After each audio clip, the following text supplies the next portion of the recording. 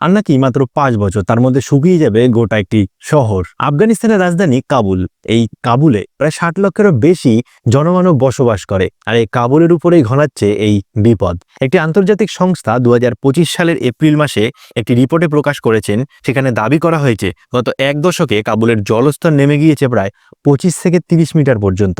প্রতি বছর 44 মিলিয়ন ঘনমিটার জল তোলা হয় এই শহর থেকে। সেটা প্রাকৃতিক নিয়ম মেনে হচ্ছে না, আর সেই কারণেই বিপদের কালো মেঘ কাবুলের উপর আস্তে আস্তে অগ্রসর হচ্ছে, আর তার জেরেই ঘনিয়ে আসছে বিপদ। রিপোর্টে বলা হচ্ছে এই প্রবণতা চলতে থাকলে আগামী 2030 সালের মধ্যে কাবুল শহরের সমস্ত জলস্তর শুকিয়ে যাবে।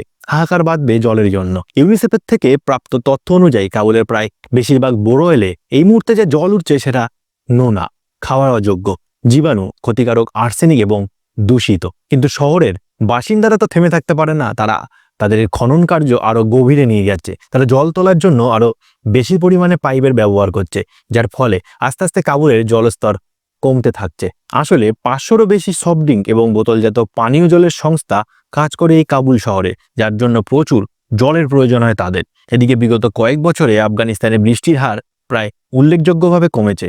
রিপোর্ট বলছে 2023 সালে অক্টোবর থেকে 2024 জানুয়ারির মধ্যে আফগানিস্তানে ঝড় বৃষ্টি হয়েছে স্বাভাবিকের থেকে 45 থেকে 60%। উপরন্তু রাজনৈতিক পরিস্থিতি এই সংকট ডেকে আনার পেছনে অনেকটাই দায়ী। আন্তর্জাতিক সহায়তা না মেলায় জলধারা, পাইপলাইন, বাঁধ সংস্কারের মতন প্রকল্পগুলির কাজ আটকে গেছে।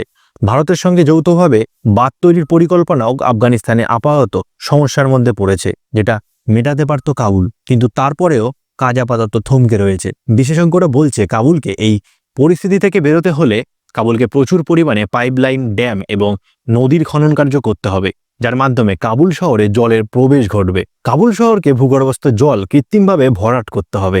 আন্তর্জাতিক সহায়তা মিললে কাবুল শহর হয়তো আগামী দিনে এই বিপদের হাত থেকে বেঁচে যেতে পারবে। না হলে সমস্ত জল শুকিয়ে একটা জলের সংকট দেখা দেবে, হাহাকার বাঁধবে।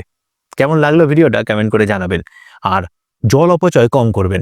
ফেসবুক পেজে লাইক করে দেবেন এবং ইউটিউবের সাবস্ক্রাইব বাটনটা টিপে দেবেন।